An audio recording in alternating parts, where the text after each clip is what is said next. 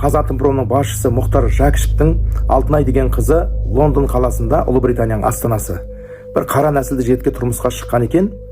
1999 жылы дүниеге келген 27 жастағы Алтынай деген қызы қара нәсілдіге шыққан, соны ұлардай шулап, бүкіл әлеуметтік желі шулап жатыр. Осы мәселе бойынша бүгінгі тақырып аралас неке қазаққа қауіпті деп аталады.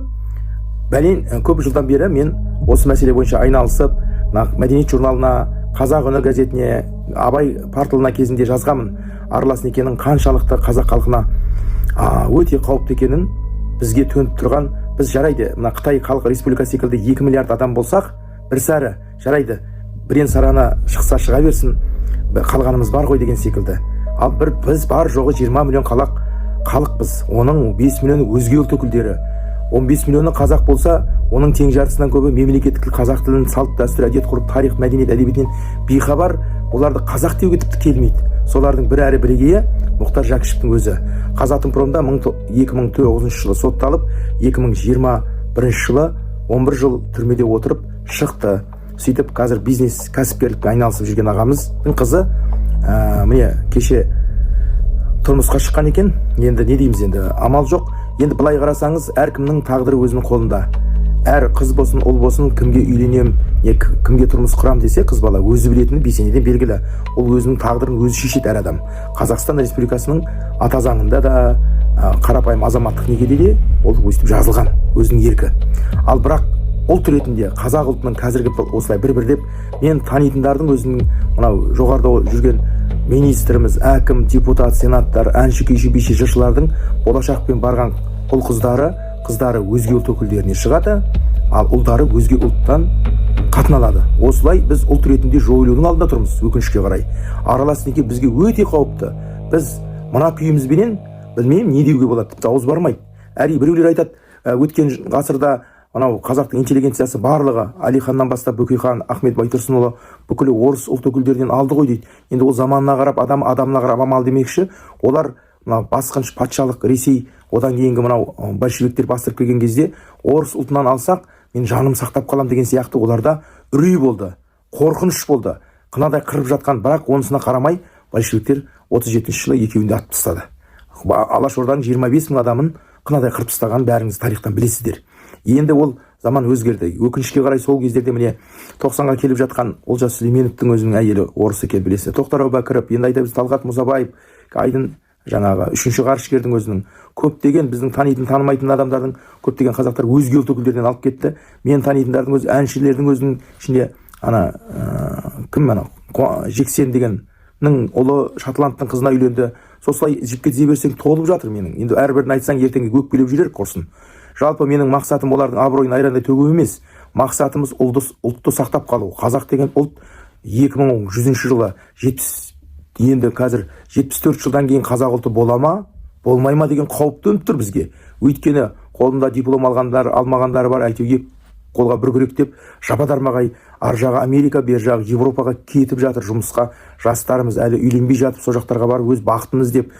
Өйткені елімізде жұмыссыздық, завод, фабрикалар ашылмаған, қарапайым халықтың тұрмыс тіршілігіне байланысты. Жалпы енді айтап отырсаңыз, осылай мына көршіміз, мен 2003 жылдары Түркменстанмен шекарашы болып тұрған кезінде, офицер болып кезекте тұрғанда, ар жақтан Түркменстанның Ашқабатынан бір Дубайдың арабы Түркменнің қызын $50,000 берген бюджетке, мемлекеттік қазынаға.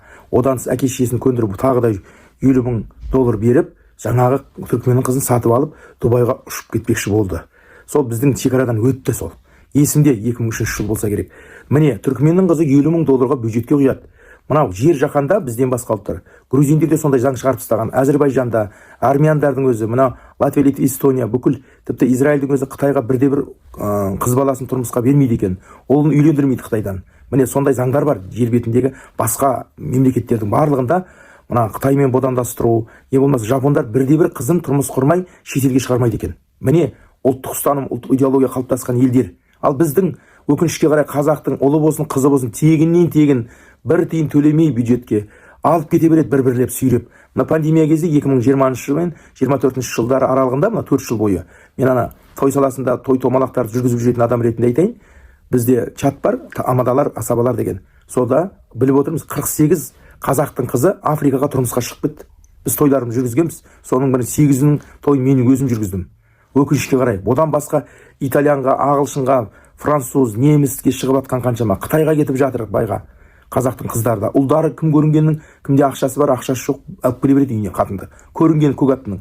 Айналайын-ау, біз сәл неге бұларда ақыл парасат ертеңгі жарайды, той 5-6 сағатта өтеді кетеді. Ертеңгі күнді ойласаңызшы, ертең ана кісімен өмір бақи соңғы демі шыққанша дүниеге ұл келеді, қыз келеді, солардың барлығын керек жарағын қамтамасыз ету керек. Сен Асқартауда әке болу керексің, ол аяулы ана болу керек. Сосында өмір жалғасып кете береді. Айналайына түрткілеп, қасыңда анандай қап-қара, қара нәсілді адам жүрсе, не болғаны сонда, Құдай-ау? Бұл қандай, біз сәл жан-жағымызға қарамаймыз ба? Біз жалпы ұлтты сақтап қаламыз ба, қалмаймыз ба? Я әдейі істеліп жатыр ма біздің билік тарапынан? Сонда бұл қай басымен ойлайды? Мен түсінбеймін, мен миым, ақыл парасатым жетпей отыр да. Жыларман болып отырмын өкінішке қарай. Жүрегіме қанжар сығып алғандай болып отыр. Біреулер айтуы мүмкін, ол әркімнің өзінің жеке басының қамы. Осыдан бірнеше жыл бұрында қазақтың әп-әдемі қызы қара ұлт өкіліне тұрмысқа шықты, африкалыққа. Сол кезде ана Қазақстан заман деген газетке бұлай 2 бет мақала жазған менің досым тілші Нағашыбай Қабылбек. Ол кезде де ешкім ескерген жоқ. Әлеуметтік желіде қанша рет жазып айтып жатырмыз. Айналайына ұлтты сақтап қалайық. Қазақ деген ұлттың қазір айналайын керегесін кеңейтіп босағасын қарағазан қайнататын. Бізге қазаққа қазақ керек. Баяғыда осыда біз бала кезімізде 1990 жыл бұрын болса керек. Мен қыз болған деген әжем үйдегі 3 қызға айтып отырады. Бұл жетіп қалдыңдар. Басы таз, көзі қыли, аяғы ақсақ болса да өз қазағыңа тиіңдер. Мен секілді қартайғанда шүйіркелесіп қазақ тілінде сөйлесіп шай ішіп отырасыңдар. Өйткені қазақша сөйлейсің, қазақтың санын көбейтесің. Айналайын.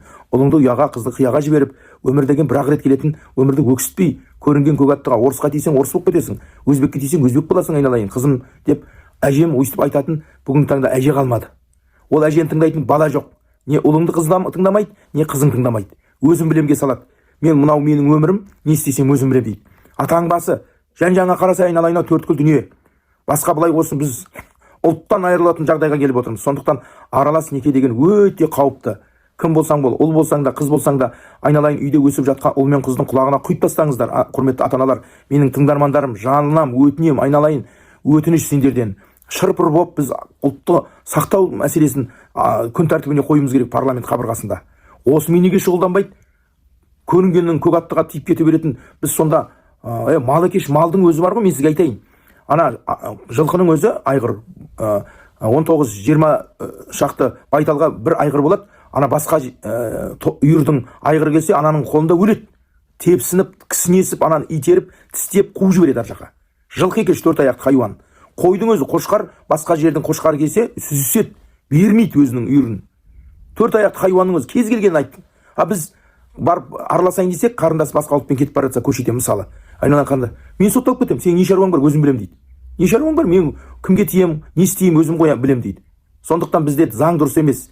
Бізде қатал заң шығару керек. Өзге ұлт өкілдеріне тимеңдер деген мына кішкентайынан балабақшадан мектеп қабырғасын жоғарғы оқу орындарында үйрететін, айтатын адам жоқ. Адам қалмады, оны тыңдайтын бала жоқ. Сондықтан құрметті ата-аналар, өтініш сендерден, қыздарыңызға құлап қазаққа тиіңдер тек. Қазақ болу керек. Ұлдарың болса, өзге ұлт өкілдері қанша сұлу болса да, айналайына өз ұлтыңа жетпейді. Өзіміздің ұлтымызды сақтап қалуымыз керек. Қазақтың жігіті қазақтан қыз алу керек, келін алу керек. Сол кезде біз ұлт ретінде, әйтпесе ана баланың өзі ертең сасып қалады, өзге ұлты. Бала кінәлі емес, әрине, дүниеге сәби келеді, ұл келеді, қыз келеді. Өсіп келе жатқанда әкесі қазақ, шешесі қазақ болса, толыққанды бір ұлттың өкілі ретінде кеудесін керіп, мен қазақпын дейді, мақтанады. Басқа ұлтқа араласса, ол ертең кібіртіктеніп, не айтарын білмей тұрады. Ана ұрпақ обал болады, ана ұлда қызда сасқалақтайды, кім екенін білмейді. Сондықтан айналайын, жас кезде білінбеуі мүмкін, қартайғанда тіптен білінеді. Ол қартайғаннан кейін, өзің ұлтың өкілі болмағаннан кейін, өзің ана тілінде сөйлесіп, шүйіркелесіп, шай ішіп отырып, өзіңнің өміріңде өткеніңді елестету көз алдыға. Басқа ұлттың аты, басқа ұлт қой, олардың өзінің дүниетанымы бар, өзінің көзқарасы бар, өзінің ұлылары бар. Әркім өз елінде қораз деген сөз бар қазақта. Әркім өз елінде қораз. Өкінішке қарай біздің елде қазақ бір мекен, әркімнің астында бір ыңырсыған. Айналайын көкті ұрып, жан-жағымызға қарайды, ел болуды қамын ойлауымыз керек. Құрметті ата-аналар, тағы да соңғы рет айтамын, басқа ұлтпен жұптаспаңыздар, керек емес. Бұл ұлт араздықты қоздыру емес менің мақсатым. Мақсатым қазақ деген ұлтты сақтап қалу. Мынау Мұқағали Мақатаевтың сөзімен аяқтамақшымын. Мұқағали айтады: Мен оның күнін сүйем, түнін сүйем, ағын түгел асқар тау гүлін сүйем. Мен оның құдіретті үнін сүйем, мен оның қасиетті тілін сүйем.